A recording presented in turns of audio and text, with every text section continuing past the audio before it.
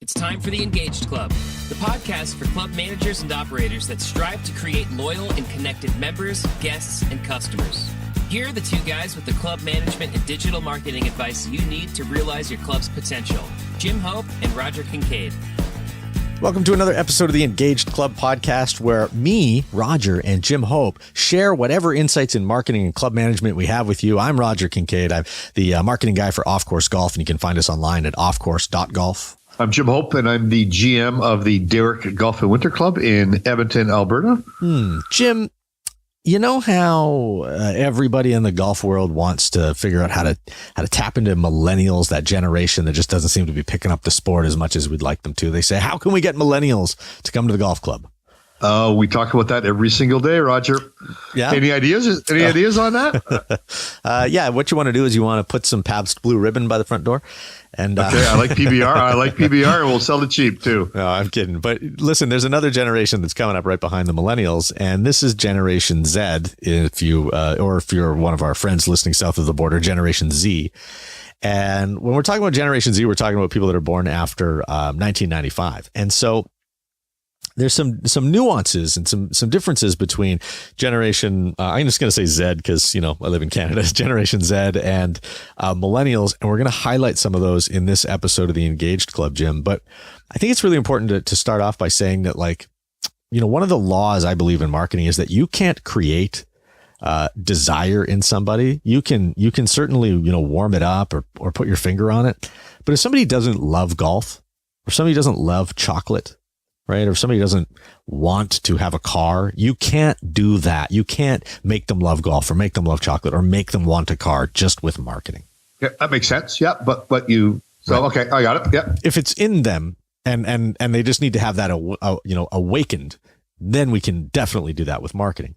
So we can't necessarily make Generation Z love and appreciate golf, but believe me, just like in every single other age group and demographic, Jim, there are people in Generation Z who love golf, who want to play golf. And so the question is then, what are we going to do to get them to come out to our club? I think there's probably a bunch of ways, and I'm sure you're going to identify some, but I think one of the things is that whatever you do, you got to present it in a way they like to receive it. That's probably important.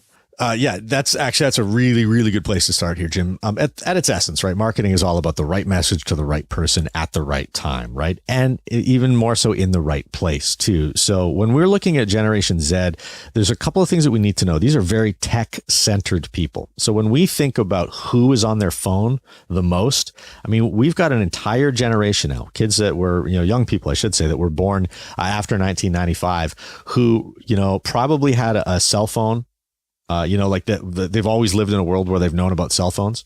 And when these people turned 12 years old, the iPhone came out, right? And so it really changed the world, but they were young digital natives to all this stuff. So these are people that have had mobile devices in their hands for probably more of their life than they have not had a mobile device in their hands. And so they're a mobile first generation, which is to say that it's far more likely that they have an iPhone than a desktop computer. So if you think that you're going to market to Generation Z on a desktop computer, you're going to miss them entirely. Everything to them is the mobile phone, and so you have to be mobile first. Now, another thing to consider here is that there's a phrase that we use to describe Generation Z, and that is that if it's not fast, it's broken. And that can mean many, many different things. Like if my meal doesn't arrive at the table quickly, this restaurant sucks, right? Or if the bus is late, or the train is late, it's the service is broken, right? And if the website is slow, then it's broken. So website speed is something that I know that we take great pride in, but that there's a lot of website service providers that don't prioritize the speed of your website. It is vitally important to be able to connect with the right message in the right time with Generation Z, that your website be fast. So remember that if it's not fast, it's broken.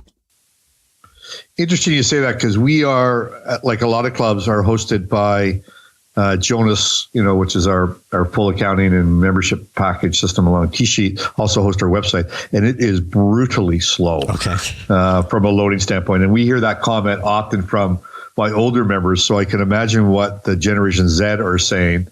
If my senior members are telling me it's slow, what they're thinking about it, they're probably just logging off.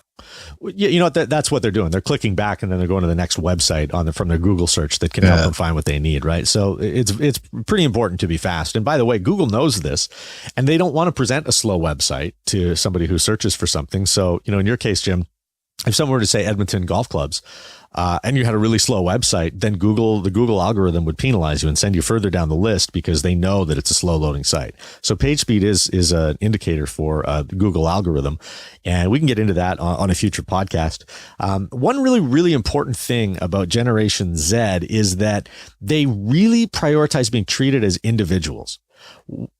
One of the things that we saw a lot of with millennials was that they did like to be involved in groups, right? Whereas with Generation Z, we're finding that people make decisions on their own, and they like to be treated as individuals. So if you've got, you know, a seniors discount, for example, right, then that's something that particular age group appreciates, that they're part of a generation and that it's recognized with a discount. Generation Z does not feel the same way. If you offered a Generation Z discount, it would go over like a lead balloon. They want to have customized, almost tailored experiences. They want to be talked to at a one-on-one level.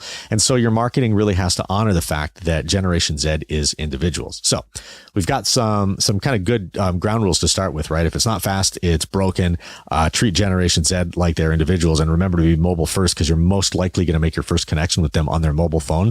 And the place you're most likely to do that with Generation Z is social media. So if you want to not be here in 5 years or 7 years or 10 years saying, how do we get Generation Z to come to the golf club, just like today we're doing with millennials, then you really need to invest in telling your story on platforms like Facebook and Instagram and Snapchat even.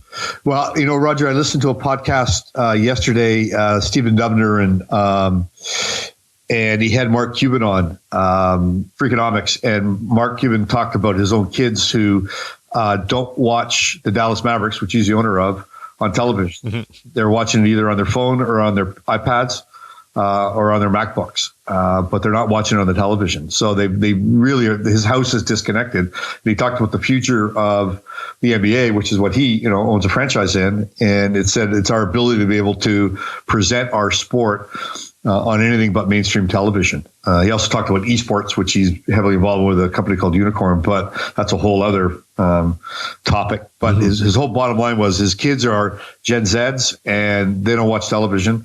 They do everything off their mobile devices or an iPad. So supports exactly what you're saying. And really, my only angle on this is about how if we want to reach Generation Z and have them become a part of what we do, then we need to be able to market to them in the places where they are. So just to quickly recap that, you've got to shift your focus heavily now to mobile and social media, because that's where Generation Z is. So if you're not already thinking about what your social media marketing strategy is going to look like this year and in the years to come, then you're probably already behind, and you really need to get on that. Great episode, Roger. This is really valuable stuff. Cool. If you liked it, like Jim obviously loved it. Jim Hope is just beaming. Then please, by all means, share it with your friends inside the club business. And we value your feedback too. We'd love to hear what you're thinking. You can comment on our LinkedIn pages, of course. You can find us there, and we'd love to connect with you there. But you can also send us email at hello@engagedclub.com. So until next time, thanks for listening. This has been the Engaged Club podcast with Jim Hope and Roger Kincaid. Don't forget to subscribe, rate, and review this podcast. If you like what you heard, share it with your fellow club managers and operators. Until next time, thanks for listening.